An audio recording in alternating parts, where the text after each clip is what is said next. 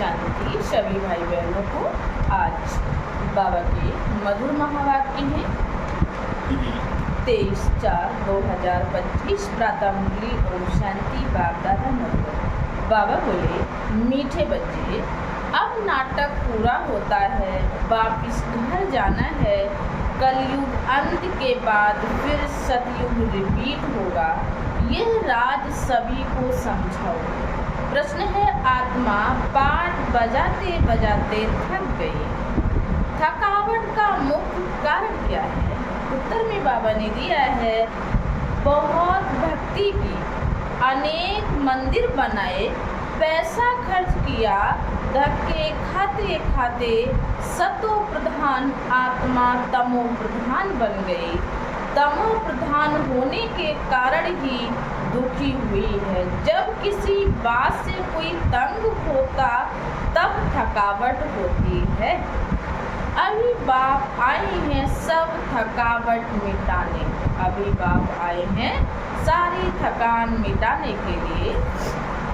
ओम शांति। रूहानी बाप बैठ बच्चों को समझाते हैं, उनका नाम क्या है? शिव। यहाँ जो बैठे हैं तो बच्चों को अच्छी रीति याद रहना चाहिए। इस ड्रामा में जो सबका पार्ट है वह अब पूरा होता है। नाटक जब पूरा होने पर होता है तो सभी एक्टर्स समझते हैं कि हमारा पार्ट अब पूरा होता। अब घर जाना है। तुम बच्चों को भी बाप ने अभी समझ दी है, ये समझ और कोई में नहीं है। अभी तुम्हें बाप ने समझदार बनाया है। बच्चे, अब नाटक पूरा होता है, अब फिर नए सिर चक्र शुरू होना है। नई दुनिया में सतयुग था, अभी पुरानी दुनिया में यह कलयुग का अंत है। यह बातें तुम ही जानते हो, जिनको बाप मिला। नए जो आते हैं तो उनको भी यह समझाना है, अब नाटक पूरा होता है। कलयुग अंत के बाद फिर सतयुग रिपीट होगा।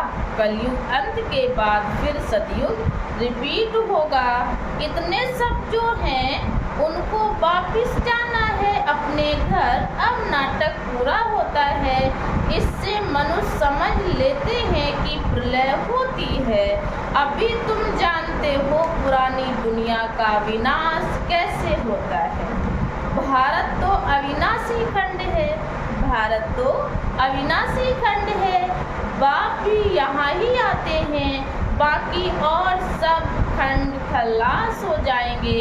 ये ख्यालात और कोई की बुद्धि में आ नहीं सकते। बाप तुम बच्चों को समझाते हैं, अब नाटक पूरा होता है, फिर रिपीट करना। आगे नाटक का नाम भी तुम्हारी बुद्धि में नहीं था, कहने मात्र कहते थे ये सृष्टि नाटक है। बाबा कहते पहले बुद्धि में नहीं था, कहने मात्र कहते थे ये सृष्टि नाटक है जिसमें हम एक्टर्स हैं। आगे जब हम कहते थे तो शरीर को समझते थे, आगे जब कहते थे तो शरीर को समझते थे। अब बाप कहते हैं अपने को आत्मा समझो और बाप को याद करो। अब हमको वापिस घर जाना है, वह है स्वीट होम। उस निराकारी दुनिया में हम आत्माएं रहती हैं। ये ज्ञान कोई भी मनुष्य मात्र में नहीं है। अभी तुम संगम पर हो, बाबा कहे अभी तुम संगम पर हो। जानते हो अभी हमको वापिस जाना है। पुरानी दुनिया खत्म हो तो भक्ति भी खत्म हो। बाबा के पुरानी दुनिया खत्म हो तो भक्ति भी खत्म हो। पहले पहले कौन आते हैं, कैसे ये धर्म नंबर बार आती हैं, ये बातें कोई शास्त्र में नहीं है।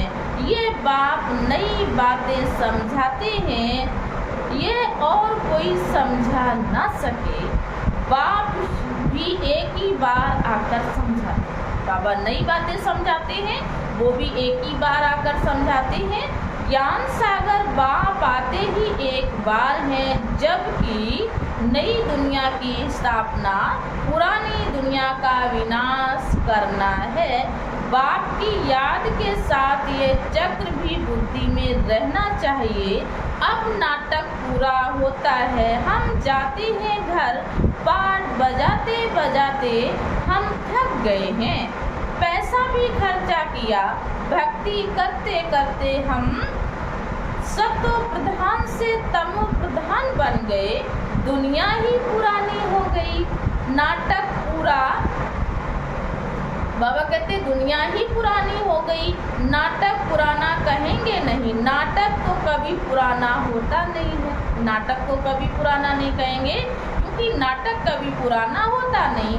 नाटक तो नित्य नया है, ये चलता ही रहता है।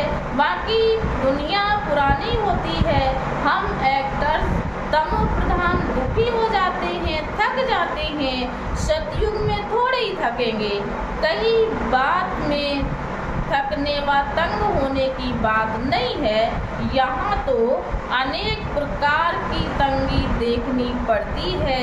तुम जानते हो ये पुरानी दुनिया खत्म होनी है। संबंधी आदि कुछ भी याद नहीं आना चाहिए, एक बाप को ही याद करना है।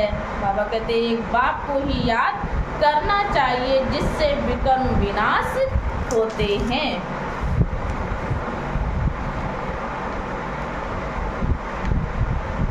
अच्छा, मीठे मीठे सिकिल दे बच्चों प्रति माता पिता बाप दादा का याद प्यार और गुड मॉर्निंग।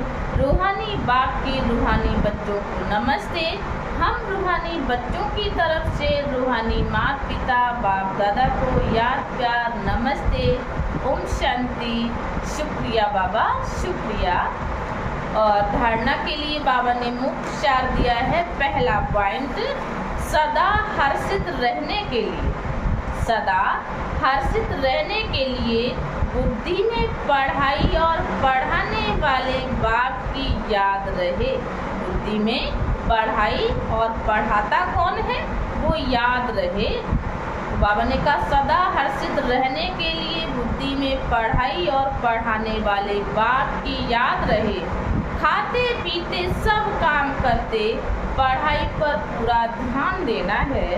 दूसरा पॉइंट, बाप दादा की दिल पर चढ़ने के लिए, बाप दादा की दिल पर चढ़ने के लिए श्रीमत पर बहुतों को आप समान बनाने की सर्विस करनी है, किसी को भी तंग नहीं करना है। बाबा कहते बाप दादा की दिल पर चढ़ने के लिए श्रीमत पर बहुतों को आप समान बनाने की सर्विस करनी है, किसी को भी तंग नहीं करना है। और बाबा ने वरदान दिया है, अशरीरीपन के इंजेक्शन द्वारा, अशरीरीपन के इंजेक्शन द्वारा मन को कंट्रोल करने वाले एकाग्र चित्त हो विश्लेषण। जैसे आजकल अगर कोई कंट्रोल में नहीं आता है, बहुत तंग करता है, उछलता है या पागल हो जाता है, तो उनको ऐसा इंजेक्शन लगा देते हैं जो वह शांत हो जाए।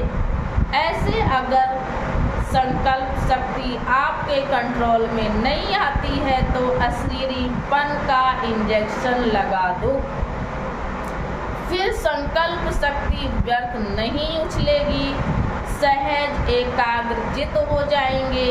लेकिन यदि बुद्धि की लगाम बाप को देकर फिर ले लेते हो तो मन व्यर्थ की मेहनत में डाल देता है। बाबा कहते हैं बाबा को बुद्धि, लेकिन यदि बुद्धि की लगाम बाप को देकर फिर ले लेते हो तो मन व्यर्थ की मेहनत में डाल देता है। अब व्यर्थ की मेहनत से छूट जाओ।